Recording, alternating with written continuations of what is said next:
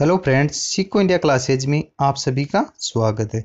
दोस्तों, आज हम इस वीडियो के माध्यम से संसद से संबंधित जितने भी मोस्ट क्वेश्चन बनते हैं उन पे चर्चा करने जा रहे हैं और सारे क्वेश्चन किसी न किसी एग्जाम में पूछे गए हैं। तो चलो क्वेश्चन स्टार्ट करते हैं। पहला क्वेश्चन दे रखा है, भारतीय संसद का उल्लेख संविधान के किस अनुच्छेद में किया गया है? ऑप्शन ए है अनुच्छेद 80, ऑप्शन बी है अनुच्छेद 81, ऑप्शन सी है अनुच्छेद 17 और ऑप्शन डी है अनुच्छेद 79।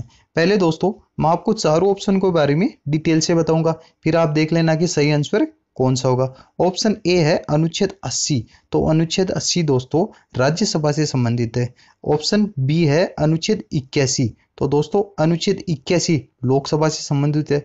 अनुच्छेद 17 मौलिक अधिकारों से संबंधित है, जिसमें अस्पष्टता का अंत किया गया है। ऑप्शन डी दे रखा है अनुच्छेद 79, अनुच्छेद 79 या 79 संसद से संबंधित है। तो अपना सही आंसर क्या हो जाएगा? Option D.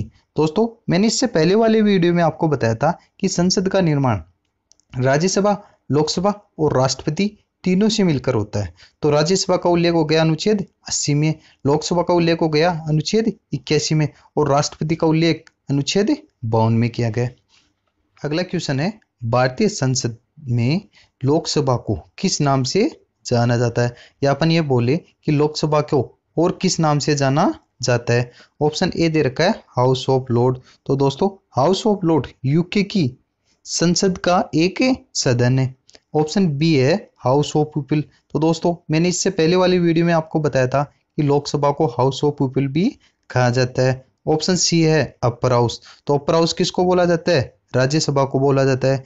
राज्यसभा को अस्थायी सदन भी कहा जाता है और उस सदन भी कहा जाता है। ऑप्शन डी है सीनेट, जो सीनेट दोस्तों अमेरिकी कांग्रेस का उस सदन होता है। तो अपना सही ऑप्शन क्या हो जाएगा? Option B. लोकसभा को क्या कहा जाता है? House of people. कई बार एग्जाम में यहाँ से क्वेश्चन पूछा जाता है कि हाउस ऑफ पीपल नाम कब दिया गया? तो दोस्तों ये नाम 1954 में दिया गया। अगले क्वेश्चन की तरफ बढ़ते हैं। संविधान में निर्धारित किए गए लोकसभा सदस्यों की संख्या अधिकतम हो सकती है। ऑप्शन ए है 555, ऑप्शन बी है 552, ऑप्शन सी है 545, ऑप्शन डी है इनमें से कोई नहीं। तो दोस्तों मैंने आपको बताया था कि ये हमारे संविधान में लोकसभा की अधिकतम संख्या 552 फिक्स की है, जिनमें 530 सदस्य तो 29 राज्यों से, 20 सदस्य केंद्र शासित प्रदेशों से तथा 2 सदस्य एंग्लो इंडियन, जिनका मनोनयन राष्ट्रपति द्वारा किया जाता है। और वर्तमान समय की बात करें तो वर्तमान समय में इनकी संख्या 545 है। तो अपना सही ऑप्शन क्या हो जाएगा? Option B 552। अगला क्वेश्चन दे रखा है, किस संशोधन द्वारा लोकसभा सदस्यों की संख्या 525 से बढ़ाकर 545 कर दी गई? तो ऑप्शन ए है 35वें संशोधन द्वारा, ऑप्शन बी है 31वें संशोधन द्वारा, ऑप्शन सी है 41वें संशोधन द्वारा, ऑप्शन डी है 51वें संशोधन द्वारा। तो दोस्तों हमारे यहाँ पर बार बार संविधान संशोधन करके लोकसभा की सीटों की संख्या में वृद्धि की जा रही है। तो वर्तमान समय में इनकी संख्या 31वें संविधान संशोधन द्वारा 525 से बढ़ाकर 545 कर दी गई है, जो 2026 तक यथावत रहेगी। तो अपना सही आंसर हो जाएगा ऑप्शन बी। 31वें संविधान संशोधन द्वारा 525 से बढ़ाकर 545 सीटों की संख्या कर दी गई है। अगर बात करें कि 31वां संविधान संशोधन कब हुआ, तो दोस्तों यह संविधान संशोधन 1973 में हुआ था। अगला क्वेश्चन देखते हैं, लोकसभा में राज्यवार सीटों का आवंटन सन 1971 की जनगणना पर आधारित है। यह निर्धारण किस वर्ष तक यथावत रहेगा? तो दोस्तों आप सभी को पता है हमारे यहाँ पर जनसंख्या तेजी से बढ़ रही है और जनगणना प्रति 10 वर्ष की जाती है, जिससे सीटों का निर्धारण करने में परेशानी आ रही थी। तो हमारे देश में राज्यवार सीटों का निर्धारण 1971 की जनगणना के आधार पर निश्चित किया गया, जो 2026 तक यथावत रहेगा। तो अपना सही ऑप्शन क्या हो जाएगा? ऑप्शन सी, अर्थात 2026 तक अपनी जो सीटें वर्तमान समय में निर्धारित है वही रहेगी। अगला क्वेश्चन दे रखा है, लोकसभा के लिए चुनाव में निर्वाचित होने के लिए किसी व्यक्ति के लिए न्यूनतम आयु सीमा होनी जरूरी है। तो अपना ऑप्शन ए है 21 वर्ष, ऑप्शन बी है 18 वर्ष, ऑप्शन सी है 30 वर्ष, ऑप्शन डी है 25 वर्ष। तो 21 वर्ष दोस्तों पंचायत में चुनाव लड़ने के लिए निर्धारित की है, 18 वर्ष मतदान की निर्धारित की है, 30 वर्ष राज्यसभा सदस्य के लिए होती है और 25 वर्ष लोकसभा सदस्य के लिए होती है। अर्थात लोकसभा का सदस्य बनने के लिए 25 वर्ष न्यूनतम आयु होना जरूरी है। तो अपना सही ऑप्शन क्या हो जाएगा? Option D. अगला क्वेश्चन है, आम चुनाव में 543 लोकसभा सदस्यों में कितने सदस्य संघीय क्षेत्रों से चुने जाते हैं? ऑप्शन ए दे रखा है 552 सदस्य, ऑप्शन बी दे रखा है 545 सदस्य, ऑप्शन सी दे रखा है 13 सदस्य, ऑप्शन डी दे रखा है 20 सदस्य। तो दोस्तों 552 तो लोकसभा में अधिकतम सदस्यों की संख्या होती है, 545 वर्तमान में लोकसभा सदस्यों की संख्या है और 20 संघीय क्षेत्रों से अधिकतम सदस्य चुने जा सकते हैं और 13 सदस्य वर्तमान में संघीय क्षेत्र से चुने गए हैं। तो अपना सही ऑप्शन क्या हो जाएगा? Option C. अगर इसी में बोले कि अधिकतम संख्या, तो अधिकतम संख्या के लिए हो जाएगा ऑप्शन डी और इसमें हो जाएगा अपना ऑप्शन सी। अगला क्वेश्चन दे रखा है, राष्ट्रपति द्वारा लोकसभा में आंग्ल भारतीय समुदाय से कितने सदस्य मनोनीत किए जा सकते हैं? ऑप्शन ए है 12 सदस्य, ऑप्शन बी है 2 सदस्य, ऑप्शन सी है 10 सदस्य, ऑप्शन डी है 13 सदस्य। तो दोस्तों मैंने आपको बताया था कि राष्ट्रपति आंग्ल भारतीय वर्ग से लोकसभा में 2 सदस्य मनोनीत कर सकता है। और वहीं बात करें कि राज्यसभा में कितने सदस्य मनोनीत किए जाते हैं, तो दोस्तों राज्यसभा में 12 सदस्य मनोनीत किए जाते हैं, जो कैसे होते हैं? 4 क्षेत्र जिनमें मैंने बताया था खेल, साहित्य, विज्ञान, इनसे संबंधित होते हैं, उनके 12 सदस्य चुनता है और 2 एंग्लो इंडियन लोकसभा में चुने जाते हैं, जिसका उल्लेख अनुच्छेद 331 में किया गया है। अगला क्वेश्चन देखते हैं, लोकसभा को कार्यकाल पूरा होने से पहले किसके द्वारा भंग किया जा सकता है? ऑप्शन ए है लोकसभा अध्यक्ष द्वारा, ऑप्शन बी है राष्ट्रपति द्वारा, ऑप्शन सी है प्रधानमंत्री द्वारा और ऑप्शन डी है प्रधानमंत्री की सिफारिश पर राष्ट्रपति द्वारा। तो दोस्तों मैंने आपको पहले बताया था कि संपूर्ण मंत्री परिषद लोकसभा के प्रति उत्तरदायी होता है और लोकसभा प्रमुख कौन होता है? प्रधानमंत्री होता है। तो प्रधानमंत्री ही राष्ट्रपति महोदय को सिफारिश करता है कि हमें लोकसभा का विखंडन करना है और पुनः चुनाव करके नई लोकसभा का निर्माण करना है। तो अपना सही ऑप्शन क्या हो जाएगा? ऑप्शन डी, प्रधानमंत्री की सिफारिश पर राष्ट्रपति द्वारा लोकसभा का विखंडन किया जा सकता है। अगर मैं बात करूं राज्यसभा की, तो दोस्तों राज्यसभा एक अस्थायी सदन होता है जिसे कभी विखंडित नहीं किया जा सकता। अगला क्वेश्चन है, निम्नलिखित में से कौन अपने पद की शपथ नहीं लेता है? ऑप्शन ए दे रखा है राष्ट्रपति, ऑप्शन बी दे रखा है प्रधानमंत्री, ऑप्शन सी दे रखा है उपराष्ट्रपति, ऑप्शन डी दे रखा है लोकसभा अध्यक्ष। तो दोस्तों यहाँ पर आप ऑप्शन देख के भी ये अंदाजा लगा सकते हो कि ऐसा कौन सा व्यक्ति है जो अपने पद की शपथ नहीं लेता है। पहले मैं बात करूं ऑप्शन ए की, जिसमें दे रखा है राष्ट्रपति। तो दोस्तों आप सभी को पता है कि राष्ट्रपति को शपथ कौन दिलाता है? मुख्य न्यायाधीश दिलाता है। तो ये ऑप्शन अपना गलत हो जाएगा। ऑप्शन बी की बात करें प्रधानमंत्री, तो प्रधानमंत्री को शपथ कौन दिलाता है? राष्ट्रपति दिलाता है। तो ये ऑप्शन भी अपना गलत हो जाएगा। तीसरा ऑप्शन दे रखा है उपराष्ट्रपति, तो उपराष्ट्रपति को राष्ट्रपति महोदय शपथ दिलाते हैं। तो ये भी अपना ऑप्शन गलत हो जाएगा। ऑप्शन 4 में दे रखा है या डी में दे रखा है लोकसभा अध्यक्ष। तो दोस्तों लोकसभा अध्यक्ष एकमात्र ऐसा व्यक्ति होता है जो अपने पद की शपथ नहीं लेता है, अर्थात लोकसभा का अध्यक्ष बनने की शपथ नहीं लेता है, क्योंकि वह पहले ही सांसद के रूप में शपथ ले चुका होता है। तो अपना सही आंसर क्या हो जाएगा? ऑप्शन डी, लोकसभा अध्यक्ष। अगला क्वेश्चन है, भारतीय संसद के संयुक्त सत्र की अध्यक्षता कौन करता है? ऑप्शन ए है उपराष्ट्रपति, ऑप्शन बी है भारत का राष्ट्रपति, ऑप्शन सी है संसद का वरिष्ठ सदस्य, ऑप्शन डी है लोकसभा अध्यक्ष। तो दोस्तों मैंने आपको पहले भी बताया था कि संसद की संयुक्त बैठक की अध्यक्षता लोकसभा अध्यक्ष करता है, जिसका उल्लेख अनुच्छेद 108 में किया गया है। और मैं बात करूं कि ये संसद की संयुक्त बैठक बुलाता कौन है, तो यह शक्ति राष्ट्रपति के पास होती है कि वो संसद के सत्र कभी भी बुला सकता है। तो यहाँ पर अपना सही आंसर क्या हो जाएगा? ऑप्शन डी, लोकसभा अध्यक्ष अनुच्छेद 108 के तहत भारतीय संसद के संयुक्त सत्र की अध्यक्षता करता है। अगला क्वेश्चन देखते हैं, लोकसभा के अध्यक्ष को कैसे हटाया जा सकता है? ऑप्शन ए, प्रधानमंत्री की सिफारिश से राष्ट्रपति द्वारा। ऑप्शन बी है प्रधानमंत्री द्वारा संविधान से। ऑप्शन सी है लोकसभा के उपस्थित सदस्यों के 2/3 बहुमत से। ऑप्शन डी है लोकसभा के बहुमत से। तो दोस्तों, मैंने आपको इससे पहले वाले क्वेश्चन में बताया था लोकसभा सदस्यों द्वारा ही लोकसभा अध्यक्ष की नियुक्ति की जाती है, जिसका उल्लेख अनुच्छेद 93 में किया गया। अगर मैं यहाँ पे बात करूँ इसको हटाने की, तो दोस्तों आप सबको पता है कि लोकसभा सदस्य द्वारा ही लोकसभा अध्यक्ष की नियुक्ति की जाती है। तो यहाँ से आप सीधा देख सकते हो या दिमाग लगा सकते हो कि जब वो सदस्य इसको बना रहे हैं तो वही सदस्य इसको हटा भी सकते हैं। तो इसको हटाने की शक्ति इन सभी सदस्यों के पास होती है। जो लोकसभा के सभी सदस्य हैं वो अपने बहुमत से पारित संकल्प द्वारा या एक पारित नोट के द्वारा वो इसको हटा सकते हैं। यही एकमात्र माध्यम होता है जिससे इसको हटाया जा सकता है। या तो वो स्वयं त्याग पत्र दे दे या लोकसभा सदस्यों के बहुमत से इसको हटाया जा सकता है। तो अपना सही आंसर क्या हो जाएगा? ऑप्शन डी, लोकसभा के बहुमत से। अगला क्वेश्चन देखते हैं, लोकसभा में राज्यों को किस आधार पर सीटें आवंटित होती है? ऑप्शन ए है क्षेत्रफल के आधार पे। ऑप्शन बी है गरीबी के आधार पे। ऑप्शन सी है भाषा के आधार पे। और ऑप्शन डी है जनसंख्या के आधार पे। जैसा कि हमने पहले वाले क्वेश्चन में देखा कि हमारे यहाँ पर 1971 की जनगणना के आधार पर सीटों का निर्धारण कर दिया गया।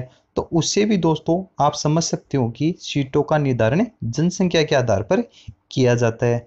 वास्तव में दोस्तों अगर अपन देखें कि इनका निर्धारण जनसंख्या के आधार पर ही किया जाता है।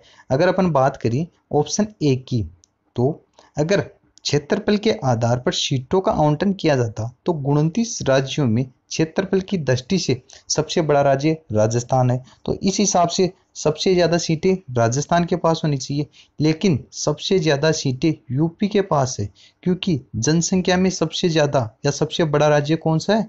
यूपी। तो उस हिसाब से सबसे ज़्यादा सीटें किसको दी गई है? यूपी को दी गई है।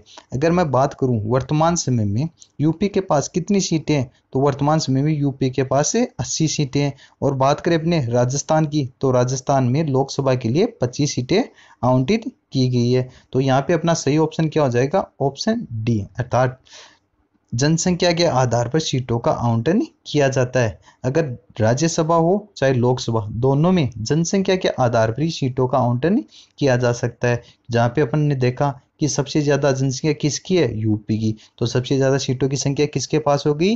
यूपी के पास ही हो गई। अगला क्वेश्चन देखते हैं, वर्तमान समय में किस राज्य को राज्यसभा में सबसे ज़्यादा सीटें प्राप्त है? दोस्तों इससे पहले वाले क्वेश्चन में अपन ने देखा कि सीटों का आवंटन जनसंख्या के आधार पर किया जाता है। तो सबसे ज़्यादा जनसंख्या किसकी है? यूपी की है। तो सबसे ज़्यादा राज्यसभा में सीटें किसके पास प्राप्त होगी? यूपी के पास ही प्राप्त होगी। तो अपना सही ऑप्शन क्या हो जाएगा? Option B, Uttar Pradesh. इसमें बात करें कि यूपी या उत्तर प्रदेश के पास राज्यसभा में कितनी सीटें हैं, तो राज्यसभा में 31 सीटें प्राप्त है। बात करें ऑप्शन ए की राजस्थान के पास, तो राजस्थान के पास राज्यसभा में 10 सीटें प्राप्त है। बिहार की बात करें तो बिहार को 16 सीटें प्राप्त है। और ऑप्शन डी दे रखा है केरल, तो केरल के पास 9 सीटें प्राप्त है। तो इस क्वेश्चन का सही आंसर क्या हो जाएगा? ऑप्शन बी, यूपी 31 सीटें। अगला क्वेश्चन है, राज्यसभा के सदस्यों का कार्यकाल होता है। ऑप्शन ए है 3 वर्ष। ऑप्शन बी है 2 वर्ष। ऑप्शन सी है 5 वर्ष। ऑप्शन डी है 6 वर्ष। यहाँ पे दोस्तों आपको पूछा है कि राज्यसभा सदस्यों का कार्यकाल बताइए, यह नहीं पूछा है कि राज्यसभा का कार्यकाल कितना होता है, क्योंकि राज्यसभा तो एक अस्थायी सदन है। यहाँ पे अपन बात करते हैं सदस्यों के कार्यकाल की। तो दोस्तों आप ये ध्यान रखना कि राज्यसभा सदस्यों का कार्यकाल 6 वर्ष होता है और लोकसभा सदस्यों का कार्यकाल 5 वर्ष होता है। तो अपना सही आंसर हो जाएगा ऑप्शन डी, 6 वर्ष। अगला क्वेश्चन देखते हैं, राज्यसभा में मनोनीत सदस्यों की अधिकतम संख्या कितनी होती है? ऑप्शन ए है 2। ऑप्शन बी है 13। ऑप्शन सी है 12। ऑप्शन डी है 15। तो जैसा कि दोस्तों अपन ने देखा कि राज्यसभा में मनोनीत सदस्यों की संख्या 12 होती है, अर्थात कुल मनोनीत सदस्य अगर मैं बात करूं संसद में तो इनकी संख्या 14 होती है, क्योंकि लोकसभा में 2 सदस्य मनोनीत किए जाते हैं और राज्यसभा में 12 सदस्य मनोनीत किए जाते हैं। इस क्वेश्चन में अपन से पूछा है कि राज्यसभा में मनोनीत सदस्य की अधिकतम संख्या, तो अपना सही ऑप्शन क्या हो जाएगा? ऑप्शन सी, 12 सदस्य। अगर मैं बात करूं कि राज्यसभा का उल्लेख किस अनुच्छेद में किया गया है, तो दोस्तों राज्यसभा का उल्लेख अनुच्छेद 80 में किया गया है और लोकसभा का अनुच्छेद 81 में किया गया है। अगला क्वेश्चन है, वह व्यक्ति कौन होता है जो राज्यसभा का सदस्य होते हुए भी लोकसभा की कार्रवाई में भाग लेता है? दोस्तों ये क्वेश्चन थोड़ा टफ है। अगर आपने पहले कभी देखा है या पढ़ा है तो आप इस क्वेश्चन को आराम से आसानी से समझ सकते हो।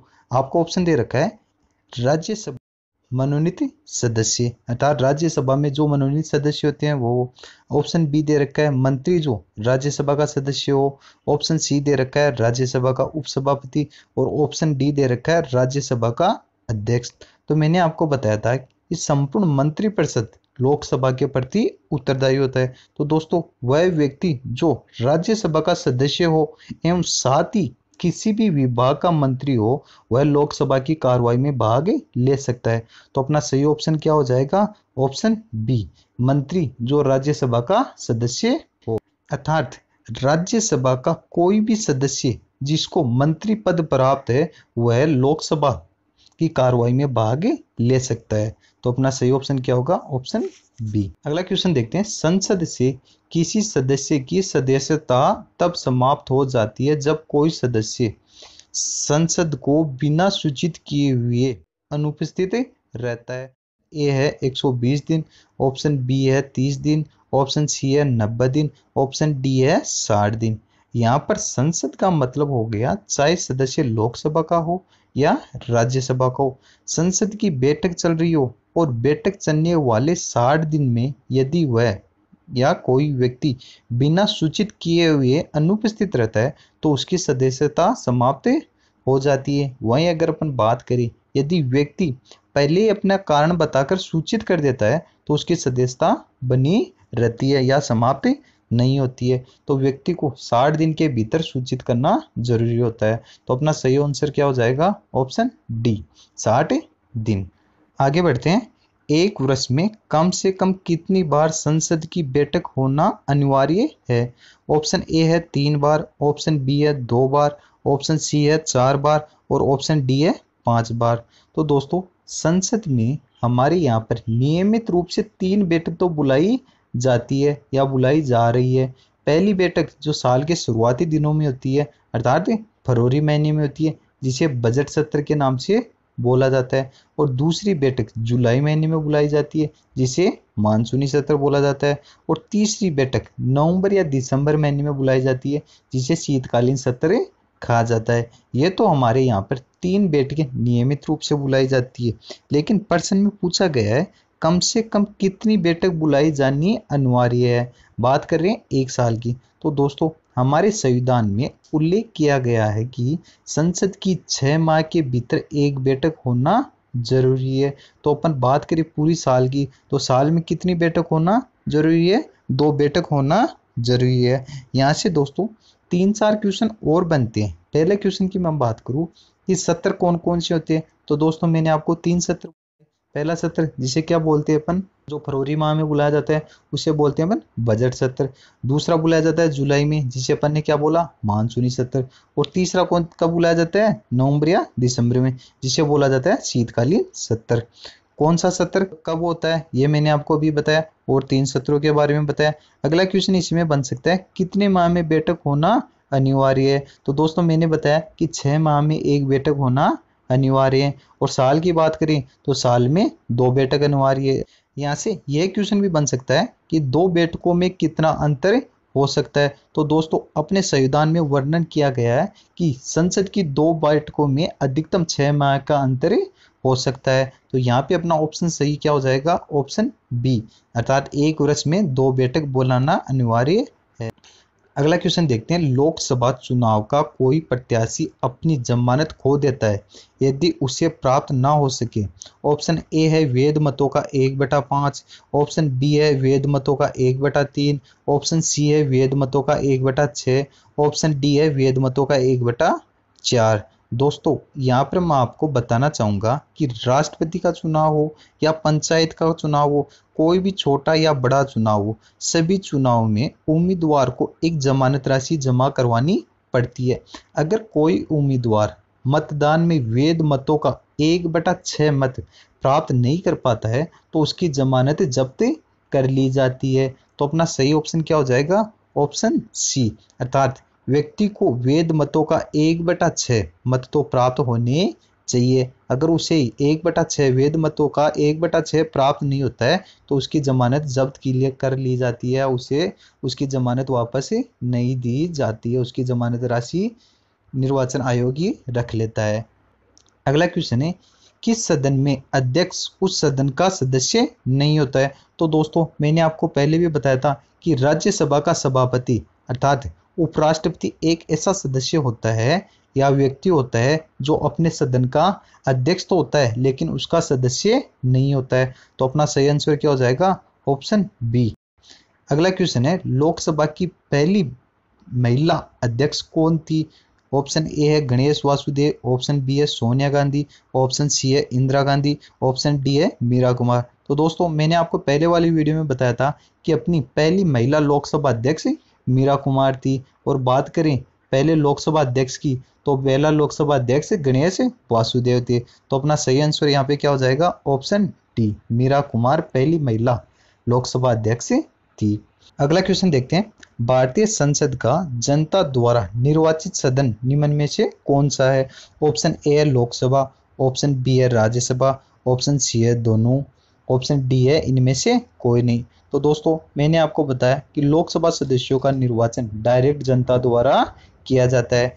वहीं अगर अपन बात करें राज्यसभा सदस्यों की तो सभा सदस्यों का निर्वाचन हमारे एमएलए द्वारा अपने राज्यों की सीटों के हिसाब से इनका निर्वाचन किया जाता है या इनको भेजा जाता है। तो अपना सही आंसर क्या हो जाएगा? Option A.